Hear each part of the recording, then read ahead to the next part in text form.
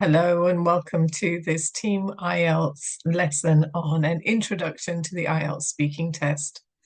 My name is Layla and I'm one of the co-founders of Team IELTS, and I'll be working through the lesson with you today. Let me show you how our lessons work. What I'd like you to do is to work through this lesson at your own pace. You can pause whenever you need to and come back to it. I'll also be giving you practice exercises to do. So you need something to write on. Piece of paper, pen or pencil. Maybe you have a document open on one of your devices. Whatever it is, have it ready to use when we do the practice. And of course, pause the lesson to do the practice, to do the exercises when I ask you to do so. Okay. I'm just going to turn my camera off so you can focus on the lesson a bit better, and I'll come back at the end, or I'll switch it back on at the end. Okay, let's see how we get on. So what we're going to look at in this lesson today is an overview of the speaking test. I'm just going to quickly check what you already know and remind you of what you should know about the test. We'll look at how the test is assessed, focusing on the marking criteria. Then we'll look at each of the three parts in turn in a little bit more detail, and I'll give you some top tips for your practice and for your speaking test. Okay, I'm sure you already know about the speaking test a little bit, maybe a lot, but I'm going to give you a little test to check. So when you're ready, write down the numbers 1 to 6 on a piece of paper or in your document, and then pause the lesson. And for each of the statements, decide if they are true or false. When you're ready, press pause.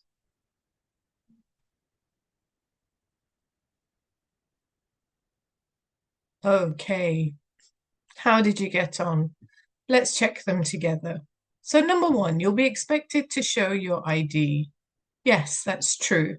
Just remember that it has to be the same ID you used when you registered for the test. Number 2, your test is with another test taker. That's false.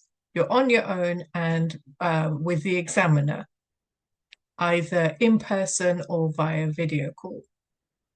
Number 3, you can talk about the topics that interest you. Sadly, that's false. You have to talk about the topics that the examiner brings up. We can't choose what to talk about, unfortunately. Number 4, you should avoid giving short answers. Of course, that's true. Remember, this is a speaking test, and the examiner needs to hear you speak in order to give you a score. Number 5, your test lasts for about 20 minutes. Well, that's not true. It's false. It lasts for 11 to 14 minutes, and I'll show you the breakdown. And number 6, your test will be recorded. And yes, that is true. That's for remarking and standardization purposes. How many did you get? Well done if you got them all. Don't worry if you didn't. We're here to learn. So what is the examiner looking for when they are assessing your speaking? They'll be focusing on 4 different criteria. Do you know what they are? I'd like you to pause the lesson in a moment and look at the marking criteria that I've taken from IELTS.org, just for bands 6, 7, and 8. Look at each column in turn and write down the name of that criteria. Restart when you're ready and we'll check together. Pause the lesson now.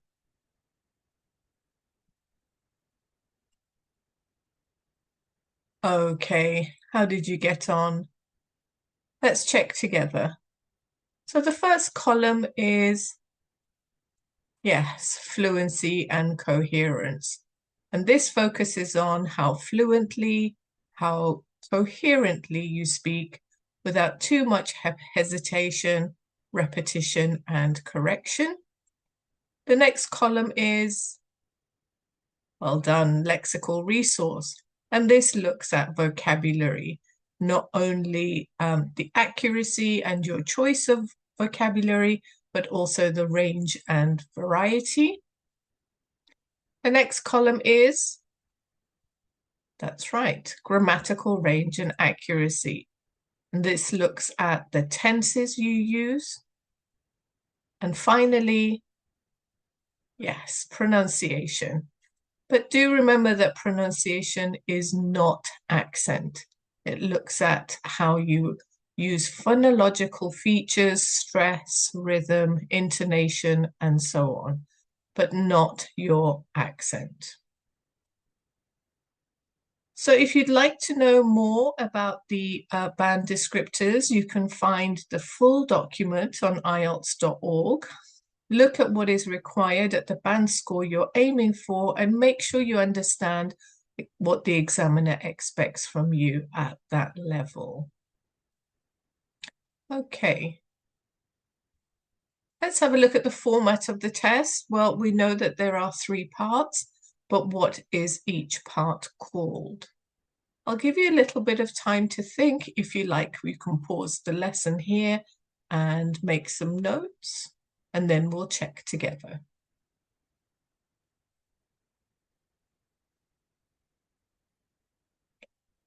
All right, let's have a look. Part 1. This is called the introduction and interview, and it lasts for 4 to 5 minutes. Part 2 is the long turn, and it lasts for 3 to 4 minutes. And part 3 is the discussion that lasts for 4 to 5 minutes.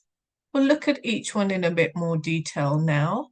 But before I do that, I just want to remind you that the speaking test can take place up to 7 days before or 7 days after the written test. It may take place in person or via video call, but either way, it'll be with an examiner. So do make sure you know the date of your exam and also whether it's in person or via video call. All right, let's have a look at what happens in part 1. Do you remember what it's called? Yep, it's the introduction and interview, and it lasts for about 4 to 5 minutes. So what happens? Well, the examiner will introduce themselves and ask for your ID. Then you'll be asked about one or more of the following topics, either work or studies, your hometown or village, or where you live. Then they'll ask you questions on one or more topics of general interest.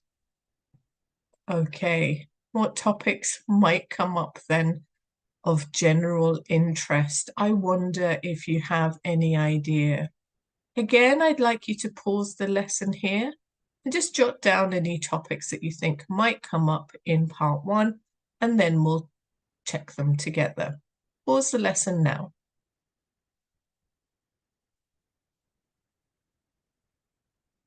Okay, let's have a look. Have a look at my list and check with yours. Holidays, food, festivals, weekends, fashion. We've got reading, languages, entertainment, ambitions, birthdays, and so on and so on. This is not an exhaustive list. We don't know exactly what the topics are that come up in the speaking test. So my advice is when you do your practice and you come across a new topic, make sure you make a note of it. Let's look at the kind of questions that they might ask you in part 1. I'll show you some topics and we'll try to think of some questions together. So if the topic is holidays, what might the examiner ask you? Yeah. What about school? What about learning languages? And what about music? Okay, you can pause the lesson here again to make note of a few questions for each one, and then we'll check together. All right, let's have a look. What have you got? I've got for holidays. How often do you go on holiday? For school, I've got what was your favorite subject at school? For learning languages, I've got how long have you been learning English? And for music, I've got what kind of music do you like listening to? Remember, these are just a few example questions. Yours might be similar. For strategies on how to answer these questions in part 1, make sure you watch our lessons on fluency and coherence and lexical resource for the IELTS speaking test on our website. Moving on to part 2, a reminder of what part 2 is. It's called the long turn and it lasts for 3 to 4 minutes. So what happens here? The examiner will give you a cue card with a topic of general interest. You'll be given paper and a pencil to make notes and 1 minute to prepare. But if the test is conducted via video link, the topic card will appear on the screen and you also make notes on the screen. Now, just a reminder that the notes you make are not part of the assessment. So the paper notes will be destroyed after the test. And if you are doing the test via video link, the notes disappear from the screen after you've finished, and the examiner cannot see your notes anyway. After your 1 minute preparation time, the examiner will ask you to speak for up to 2 minutes. So let's have a look at the types of cue cards that might come up. I've got 3 examples we're going to look at. We've got describe a festival or celebration, a meaningful gift, and a memorable meal. So the types of topics that might come up might be describing something or describing an experience. Again, for more guidance and for strategies on how to respond to the cue card in part 2, do watch our lessons on fluency and coherence for the speaking test, as well as the one on lexical resource. At the end of your 2 minutes, the examiner may ask you 1 or 2 follow-up questions, or they may not. If they don't worry, that means they need to move on for time reasons. And they'll move on to part 3, which is the discussion. It lasts for about 4 to 5 minutes. What happens here, the examiner will ask you questions on topics that are broadly related to the topic in part 2. The questions, rather, are more general and abstract, so less about you, your likes and your dislikes, but more general, more abstract. And the questions do get more difficult as this part continues. So let's have a look at typical questions that might come up. If we've got the memorable gift as the topic in part 2, perhaps the examiner will ask you about gift giving or giving gifts in part 3. And I'm going to show you the questions, and then I'm going to pause for a second. I want you to just see what you notice about these questions. So here are some example questions. Do you think gifts should be practical or sentimental? Has the significance of gifts changed from 50 years ago? Do you think people feel pressure to give extravagant gifts because of social expectations? What effect does advertising have on people's perceptions of gift giving? What impact do you think gift giving has on the environment? Do you think the type and the way people give gifts will change in the future? I'm just going to pause for a second to let you look at these questions.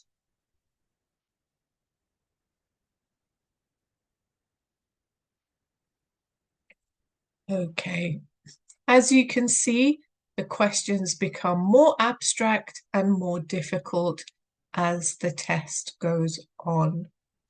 For strategies on how to structure your response, how to structure your answers in part 3, do watch our lessons on fluency and coherence and lexical resource. So let me give you some tips for the speaking test. Make sure that you know exactly when your speaking test is. Is it before your written test? Is it on the day of your written test, or is it after? What time? What location? Make sure you know exactly what happens in the test. We don't want any surprises for you on test day.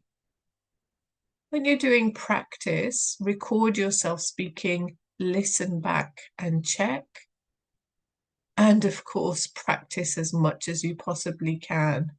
If you have a study partner or a tutor who can help you, that's great. If not, you can record yourself.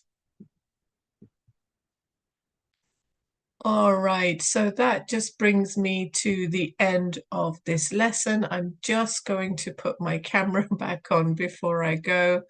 Do check out our other resources on teamielts.com to help you in your preparation. Thank you for taking the time of working through this lesson with me today. I wish you the very best of luck in your IELTS preparation. Thanks, everybody. Take care. Bye-bye.